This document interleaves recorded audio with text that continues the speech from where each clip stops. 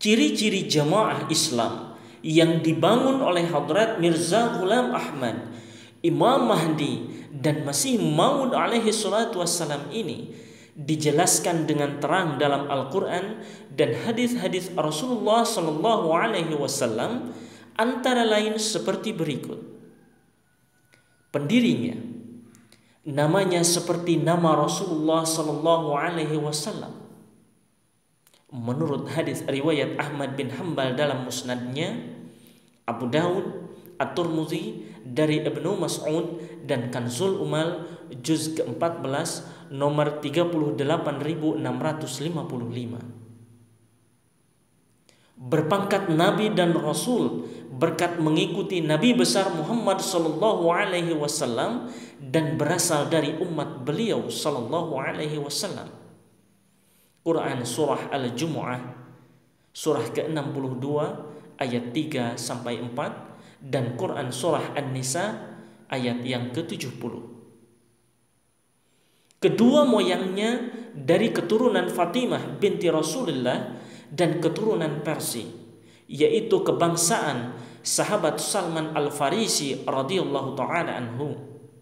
Menurut hadis Abu Daud dalam musnadnya juz yang kedua hadis ke-4284, Mishkatus Syarif hadis ke-5217, dan Sahih Bukhari juz ketiga fasal surah Al-Jumu'ah.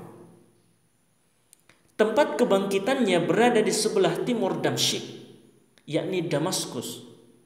Menurut hadis riwayat At-Tabrani serta Haitami dan Kanzul Umal juz keempat nomor 38.852. Akhlaknya menyerupai akhlak Rasulullah Sallallahu Alaihi Wasallam. Menurut hadis riwayat Abu Daud dan Mishkatus Syarif hadis ke-5226. Ajarannya dianggap asing, seperti anggapan orang-orang pada permulaan lahirnya Islam. Menurut hadis riwayat Muslim dan Mishkatus Syarif hadis ke-151. Pendirinya mendapat gelar Isa ibnu Maryam dan Imam Mahdi. Menurut hadis riwayat At-Tabrani dan Kanzul Umal juz ke-14 nomor hadis 38.808. Pengakuannya sebagai Mahdi akan disaksikan oleh peristiwa gerhana bulan dan matahari dalam bulan Ramadan. Menurut surah Al-Qiyamah, surah ke-75 ayat ke-9 sampai 10. Hadis riwayat Ad-Darqutni juz yang kedua hadis ke-10. Ciri-ciri jamaah Islam yang didirikannya antara lain: yang pertama, mengajarkan 10 perintah yang merupakan rumusan ajaran Islam yang dituangkan dalam 10 syarat, yakni janji baiat. Menurut hadis riwayat At-Tirmidzi dan Kanzul Umal juz ke-14 nomor 38.626. Ciri yang kedua, setiap pengikut jamaahnya menyatakan baiat. Menurut hadis riwayat Ibnu Majah juz yang kedua hadis ke-4084. Ciri yang ketiga, bendera jamaahnya berwarna hitam. Menurut hadis riwayat Ahmad bin Hanbal, Al-Baihaqi dan Mishkatus Syarif hadis ke-5225. Ciri yang keempat, panji-panji jamaahnya bertuliskan La ilaha illallah. Artinya, tidak ada Tuhan kecuali Allah. Menurut hadis riwayat At-Tirmidzi, Ibnu Majah dan Mishkatus Syarif hadis ke-5322. Dan ciri yang kelima, para pengikutnya senantiasa memperbaiki apa yang dirusak manusia. Menurut hadis riwayat At-Tirmidzi dan Mishkatus Syarif hadis ke-161. Semua ciri di atas telah tergenapi pada Jamaah Islam Ahmadiyah yang didirikan oleh Hadrat Mirza Ghulam Ahmad yang dikaruniai gelar Imam Mahdi dan Masih Maud alaihi salam, yang hidup dalam kurun waktu 1835 sampai 1908 Masehi. Jamaah ini memperlihatkan keluhuran akhlak dengan penuh kesabaran dalam menghadapi cobaan-cobaan, sebagaimana kesabaran yang dicontohkan oleh Yang Mulia Rasulullah sallallahu alaihi wasallam dan para sahabat radhiyallahu taala anhu di kota Mekah.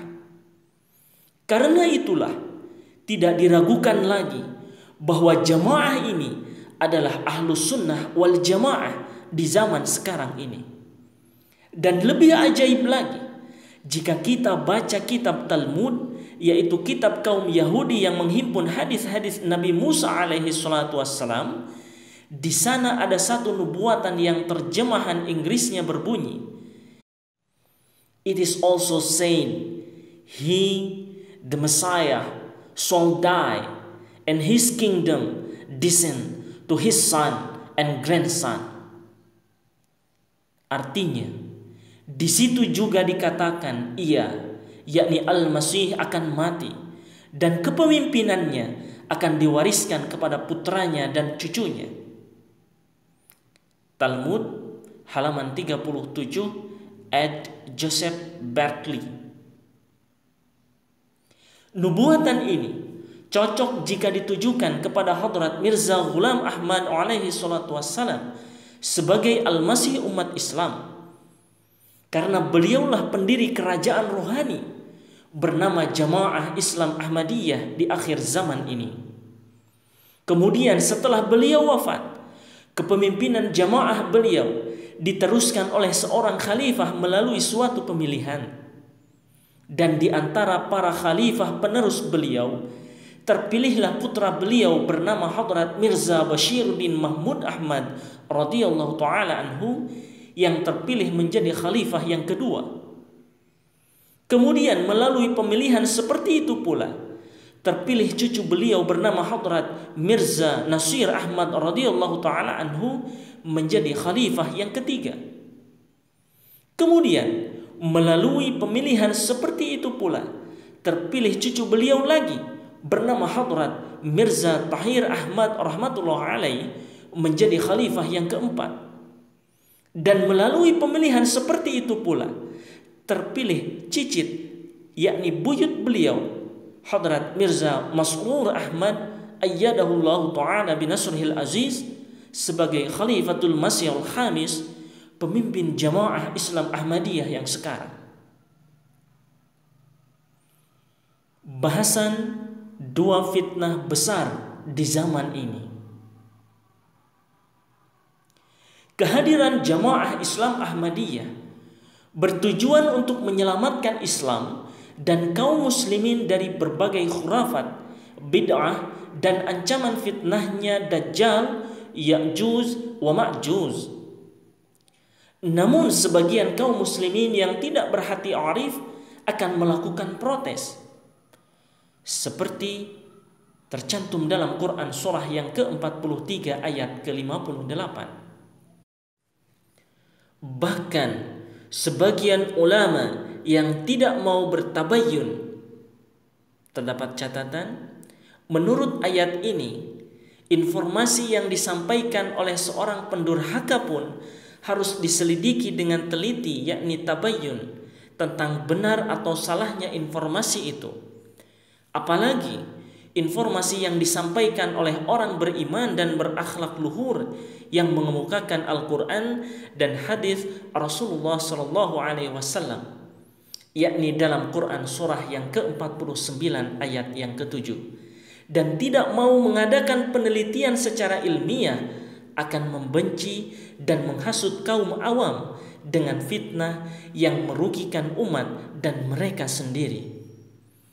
Rasulullah Sallallahu Alaihi Wasallam bersabda, "Ulama'uhum syarru man tahta adimis sama'i, min 'indihim takhrujul fitnah wa fihim ta'ud." ulama mereka seburuk-buruk manusia di kolong langit. Dari mereka keluar fitnah, dan kepada mereka fitnah itu akan kembali. Dari hadis riwayat Ibnu Addi dalam Al-Kamil, Al-Baihaqi dalam Syu'abul Iman dari Ali radhiyallahu anhu, dan Kanzul Umal juz yang ke-9 nomor 31.136, Allamah Alauddin Ali Al-Muttaqi bin Hisamuddin Al-Hindi, cetakan Muassisah Al-Risalah Beirut, Lebanon 1989. Penerbit Sekretaris Tabligh Pengurus Besar Jemaat Ahmadiyah Indonesia. Cetakan yang pertama tahun 2017. Wassalamualaikum warahmatullahi wabarakatuh.